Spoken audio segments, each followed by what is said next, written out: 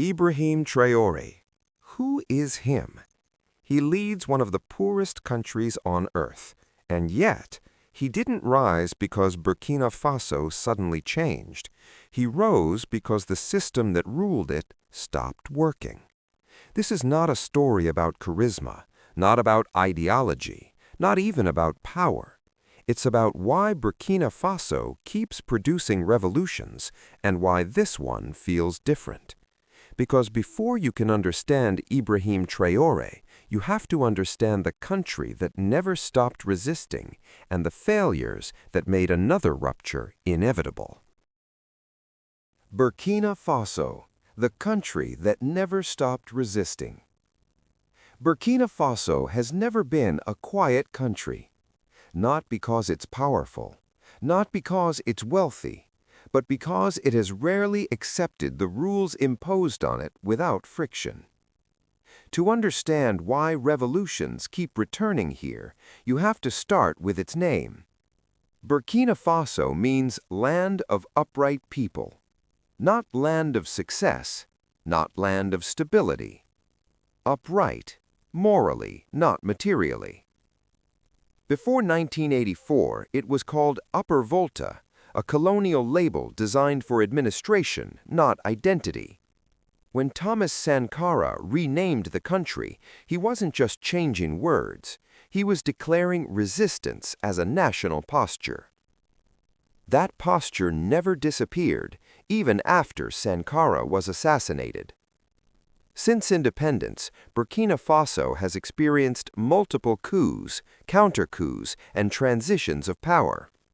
But treating these as random military takeovers misses the point. Most of them were symptoms, not causes. Symptoms of a state trapped in contradiction. Politically independent, but economically dependent. Rich in resources, but poor in outcomes. Sovereign on paper, constrained in practice. For decades, Burkina Faso existed in a managed decline. Governments rotated, policies changed names, but the structure remained intact. Foreign security partnerships that never brought security. Economic programs that stabilized spreadsheets, not lives. Elections that changed faces, not direction.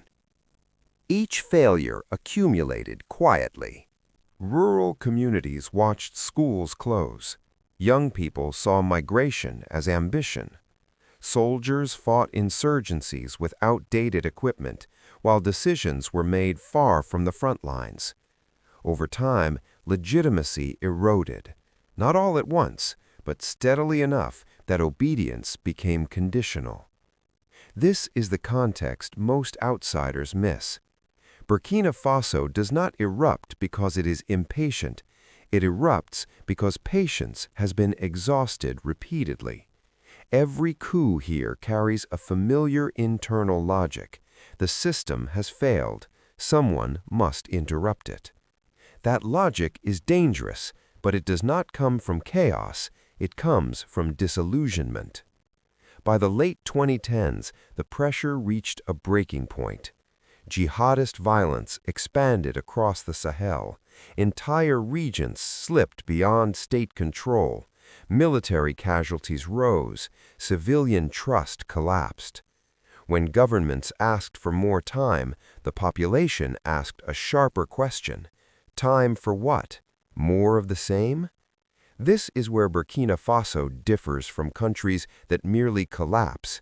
It doesn't fall silently, it fractures loudly. Resistance here is not always organized, not always wise, not always successful, but it is persistent. And that persistence explains something crucial. Ibrahim Traoré did not emerge from a vacuum.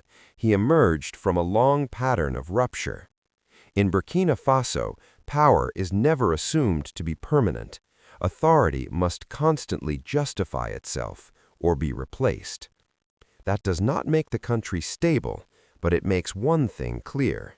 When a young officer takes power here, the question is never, who is he? The real question is, What failure made his rise possible? And to answer that, we now have to look at the moment when exhaustion turned into action and why the latest rupture carried expectations far heavier than the ones before it. Power without a compass. Ibrahim Traoré did not arrive as a savior. He arrived as an answer to a failure. And failures do not grant moral authority. They only create opportunity. In September 2022, when Traoré took power, Burkina Faso was already in free fall. Large parts of the country were no longer under state control. Military morale was collapsing. Civilian trust had evaporated. The previous leadership had lost credibility not because it lacked speeches, but because it could not protect lives. In that moment, power shifted quickly, not through institutions, but through necessity. This is where the first danger appears. When power is born from emergency, it is often forgiven for excess. When authority is granted by exhaustion, accountability becomes optional. Traoré's rise followed a familiar logic across the Sahel. A young officer, close to the battlefield, untouched by old political networks, speaking the language of urgency. But urgency is not a moral framework. What made Traoré different was not his rank, but the expectations placed on him. To many Burkinabé, he represented refusal of foreign dependency, refusal of inherited weakness, refusal of leadership that managed decline instead of confronting it.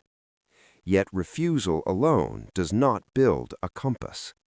The danger for any revolutionary figure is believing that moral clarity is automatic. History shows the pattern clearly. Leaders begin by rejecting corruption, then justify concentration of power, then delay accountability in the name of stability. Each step sounds reasonable. Each step feels temporary. Together, they harden into permanence. This is not a judgment on Traoré. It is the structural risk he inherits. Because power, once centralized, does not ask whether intentions were pure. It only asks whether resistance still exists. Traoré speaks often of sovereignty, of dignity, of standing upright in a world that profits from African weakness. These themes resonate deeply because they are real wounds. But sovereignty without restraint quickly becomes insulation from criticism. And here lies the central tension of his leadership. How does a leader born from rupture avoid becoming the next system people must rupture against? How does authority remain accountable when the alternative is chaos? How does power resist the temptation to silence dissent in order to move faster? These questions are not theoretical in Burkina Faso, they are existential. Because in a country shaped by revolutions, every leader inherits a silent warning: you are temporary, whether you accept it or not. Traoré stands at the most dangerous point in leadership, where legitimacy is high, opposition is fragmented, and the future is undefined. This is the moment when power either learns restraint or begins to justify itself. And in Burkina Faso, history suggests that justification is where leaders begin to fail. To understand whether Traoré represents rupture or repetition, we now have to examine a test every revolutionary government faces, one that exposes whether moral claims are real or symbolic. That test begins not with weapons or borders, but with how a society treats those it has historically sidelined. Women, power, and the silent foundation of stability. Revolutions rarely begin with women, but they almost always fail without them. In Burkina Faso, women are not a political bloc. They are not a talking point in speeches. They are not the face of power. They are the foundation that absorbs its consequences. When insecurity spreads, women carry it home. When schools close, women compensate. When men leave to fight or migrate, women hold families together without recognition. This is not unique to Burkina Faso, but in fragile states, the cost is amplified. For decades, national debates have centered on borders, armies, and sovereignty. Yet stability is not built only on force. It is built on whether homes are safe, whether girls remain in school, whether dignity survives beyond policy papers. This is where revolutionary governments reveal themselves, not in declarations, but in priorities. It is easy to speak about independence from foreign powers. It is harder to confront power imbalances inside society. Because internal reform creates resistance, and resistance cannot be blamed on outsiders.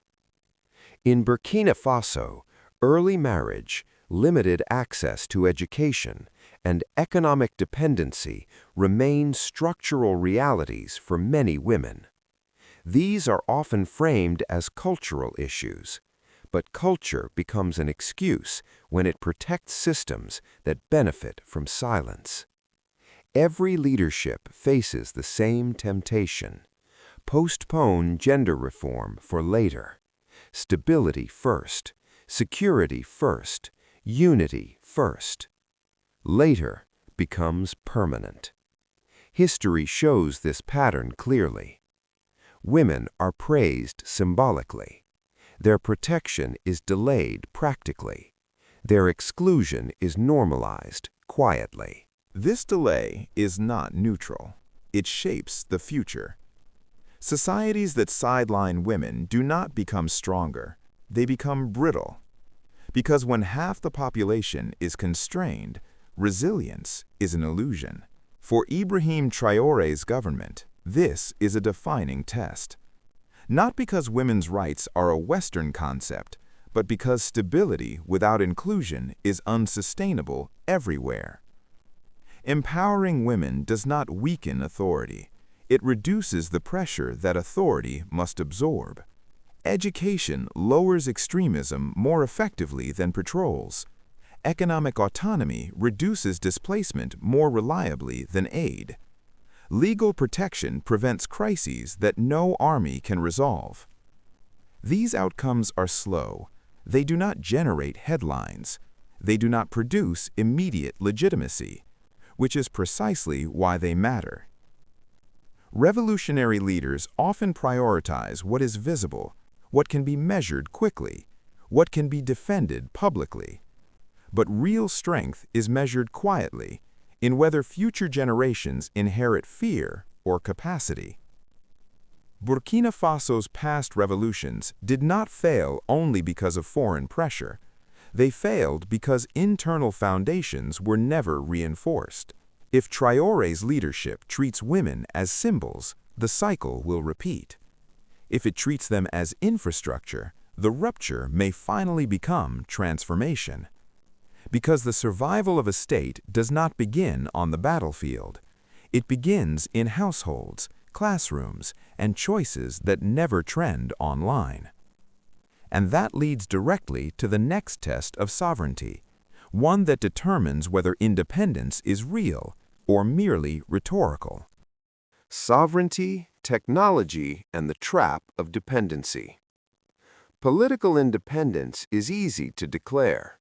Economic independence is harder to build. Technological independence is the hardest of all. Many post-colonial states confuse sovereignty with separation. They remove one flag only to inherit another system. Burkina Faso is no exception. For decades, development arrived packaged: imported solutions, foreign contractors, maintenance agreements written abroad. Each project solved an immediate problem. None reduced dependency. Electricity systems that require external expertise. Mining operations exporting raw value. Infrastructure built fast but not owned. This is the paradox of modern development. Speed replaces sustainability. Visibility replaces control. When systems break, local capacity is not activated. Waiting begins again. Traoré's leadership openly challenges this model, not by rejecting technology, but by questioning who controls it. Sovereignty is not isolation. It is the ability to maintain, adapt, and repair without permission. In Burkina Faso, energy shortages limit education, healthcare, and industry simultaneously.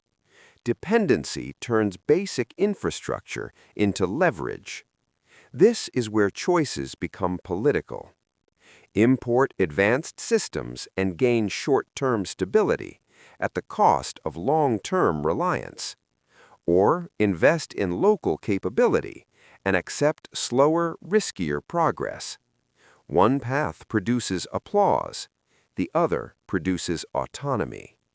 History shows which one lasts. Technology is never neutral. It carries the assumptions of its designers, and when those assumptions do not match local realities, failure becomes structural. Local innovation is rarely perfect, but it is adaptable. It creates repair knowledge. It builds confidence. It anchors value inside the country. This is not about rejecting global cooperation. It is about refusing permanent dependency disguised as aid. Many African states were told they were late, behind schedule, unprepared.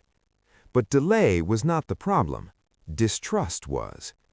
When local intelligence is sidelined, talent leaves, brain drain accelerates, dependency deepens.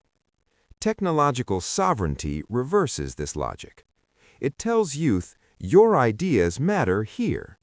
It tells the state, control is built, not imported. But this path carries political risk. Failures happen in public. Progress is uneven.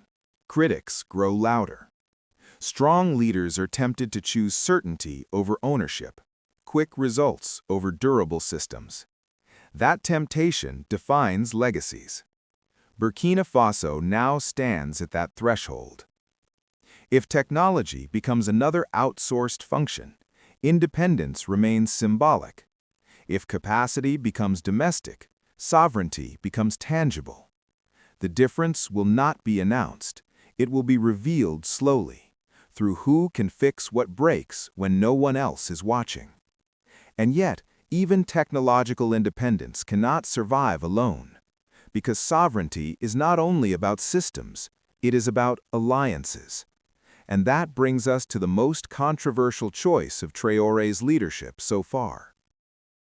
Russia, power shifts, and the cost of choosing sides. When France left Burkina Faso, a vacuum appeared. Security did not wait. Infrastructure did not pause. Markets did not slow down. Vacuum invites replacement. And Russia moved quickly. Not as a savior, but as a strategic actor. Military cooperation followed first. Training, equipment, intelligence support. The language was partnership. The reality was alignment. For Burkina Faso, the logic was direct. Western security models had failed. Terrorist violence expanded despite years of foreign presence. Promises remained, results did not. Russia offered something different. No public lectures, no governance conditions, no reform checklists, just support, fast and visible. In geopolitics, speed matters. But speed comes with structure. Military aid creates dependency. Energy deals create leverage. Mining agreements shape decades. The question is never whether partnership exists, but who sets the terms. Russia's approach differs from the West, but it is not neutral. It seeks access to resources, influence, and positioning, not charity, not ideology, a transaction. For leaders like Traoré, this offers space, room to maneuver, room to push back against old power centers. But history warns us.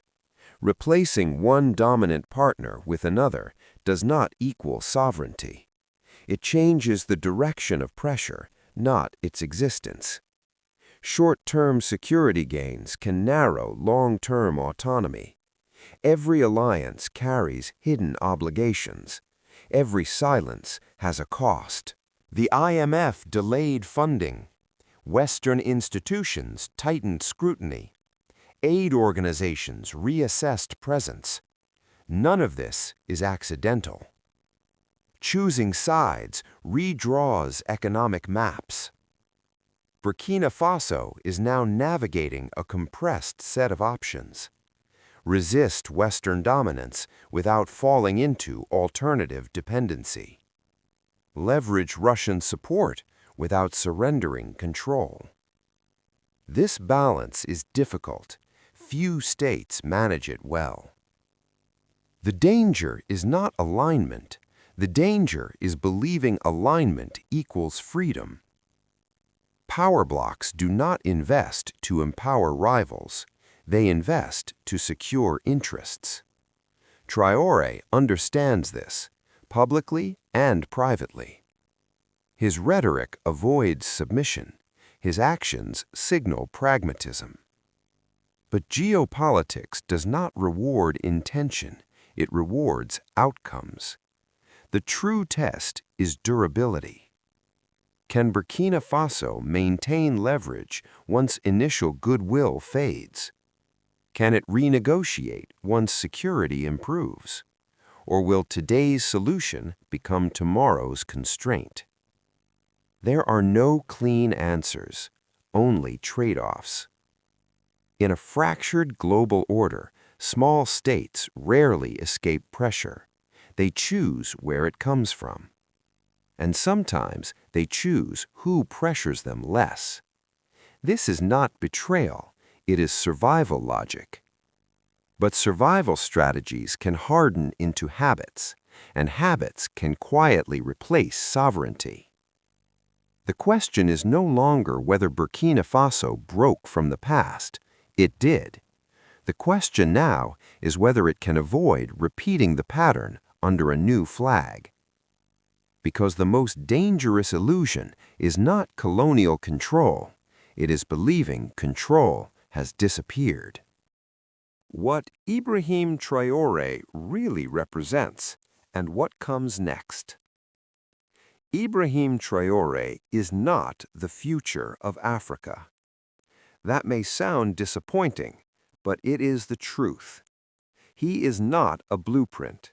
He is not a savior. He is not a guarantee. He is a signal that the old order is cracking, a signal that patience has run out, a signal that legitimacy is no longer inherited, it must be earned. Traoré represents a generation that no longer believes waiting quietly leads to progress, a generation that watched democracy fail to deliver dignity, that watched elections coexist with corruption, that watched sovereignty exist in speeches but not in balance sheets. His rise is not about him alone. It is about the vacuum beneath him. When institutions collapse, people search for conviction. When systems stall, they follow disruption. Traoré speaks in the language of rupture, of dignity, of refusal. And that resonates, especially with young Africans who have grown tired of managed decline. But here is the uncomfortable truth. Disruption opens doors. It does not decide what walks through them. History is filled with leaders who entered power as symbols and exited as warnings. The line between transformation and concentration of power is thin. Charisma can unify, or it can excuse. Sovereignty can empower, or it can silence dissent. Security can protect, or it can justify control. None of these outcomes are inevitable. They depend on what follows. Traoré's real test is not resistance, it is restraint. Not whether he can challenge external powers, but whether he can build internal ones. Institutions that survive him, rules that bind him, a state that does not confuse loyalty with legitimacy. Because revolutions succeed only when they make themselves unnecessary. If Burkina Faso emerges with stronger institutions, broader participation, and real economic autonomy, Traoré will be remembered as a pivot. If power centralizes, if dissent narrows, if accountability disappears, he will become another chapter in a familiar story. This moment is still unresolved. That uncertainty is not weakness, it is honesty. Africa's future will not be decided by one man, one coup, or one alliance.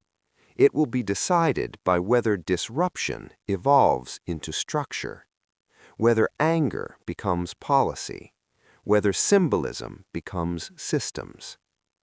Traoré forced the world to pay attention. What matters now is what Africa builds while the spotlight is on. Because history does not reward noise, it rewards outcomes. And the most important question is no longer who Ibrahim Traoré is, but what Burkina Faso becomes after him. If this story made you pause, don't stop here. Because the real question isn't who Ibrahim Traoré is.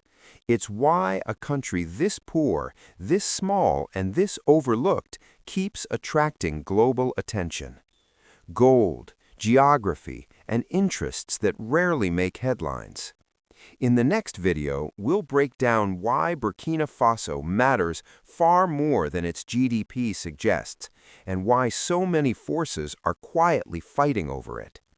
That video is already waiting for you.